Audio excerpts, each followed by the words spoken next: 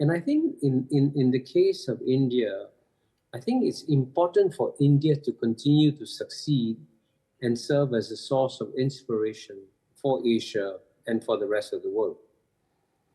You've you've talked. I mentioned briefly the crisis of Western leadership that you've talked about, and we've seen in a time when the world seems to be in global conflict. What's currently happening in Ukraine, between Ukraine and Russia, what's currently happening in Gaza, and you said this is actually a failure in a sense of geopolitics. Tell me more about what you meant about that, and let's just look also at what's currently happening between India and China. Hmm. Well, I've been studying geopolitics now for, I guess, 53 years, since 1971. And I think we should have a simple rule that says that wars reflect geopolitical incompetence. Peace reflects geopolitical competence.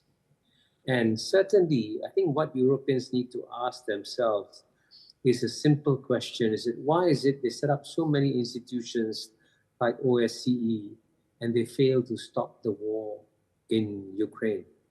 And, of course, there's no question that the Russian invasion of Ukraine is illegal, which is why the UN correctly condemned it. But that war could have been avoided if the countries of Europe had listened to very eminent statesmen like Henry Kissinger, like George Kennan, who advised Europe against pushing Ukraine to NATO because you were crossing a red line of Russia unnecessarily. That was not necessary at all. And similarly, unfortunately, the war in Gaza sadly reflects, and certainly we should condemn the attack by Hamas on innocent Israeli civilians. But that conflict could also have been avoided if the United States had used its diplomatic muscles to try and push for a two-state solution effectively between Israel and Palestine. And you see, very sadly, you see that the Secretary of State, Tony Blinken, has gone to the Middle East, I don't know how many times, and has been completely unable to achieve either a ceasefire or some kind of pause in the fighting. And it's very sad because that incapability to stop wars and prevent wars also reflects geopolitical incompetence. By contrast, by the way, most of East Asia, you haven't seen a major war since 1979, since the Sino-Vietnamese War. But of course, there are challenges in our region. And you correctly pointed out one big challenge, and that challenge is the relationship between China and India. And there's one thing that worries me when I talk about the Asian century. I believe that the Asian century is going to happen, and certainly I expect, as I gave you the data, China, India, ASEAN, and frankly, you've got to add Japan, South Korea, and others are going to flourish and do well. But if relations between China and India become difficult, and if they get caught in any kind of downward spiral, that would sadly affect the rest of Asia too. So in that sense, India has some very complex challenges, because one, you have, of course, the concern about Russia and China becoming closer, perhaps as a fallout also of Russia's isolation from the West. You have the worry over Pakistan becoming a failed state and what that does to more fundamentalist elements, and of course the continuing, in that sense, aggression or incursions backed by Pakistan forces in Jammu and Kashmir. You have also the worry of Afghanistan and the Taliban, and now what's happening in Bangladesh. How do you think what do you think are the best ways ahead for India to actually maneuver this complex tightrope walk, as it were, in its region? Well, I think let's start with the first example you gave of Russia. As you know, Russia has been a very good friend to India. I mean, I know that whenever India had some problems in the UN Security Council, and when they wanted to block countries from taking measures that would be hostile to India, India could always turn to the Russian delegation. And the Russian delegation would always say to the Indian delegation, if you want us to veto a resolution, we'll be happy to do so on your behalf. So I can understand the deep friendship that has developed between Russia and India.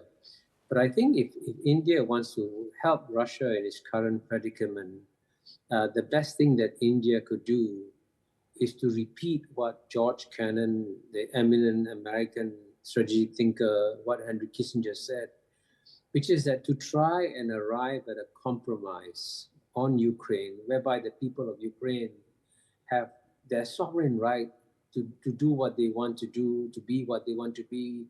And frankly, if they want to join the European Union, they can join the European Union, but they shouldn't join NATO.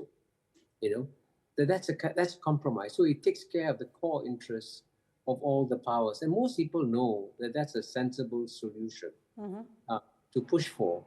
And at the end of the day, I think it's important for India, which is now big enough, to speak privately to the European Union members and tell them that at the end of the day, Europe will have to live with Russia, not for the next 10 years, not for the next 100 years, but for the next 1,000 years.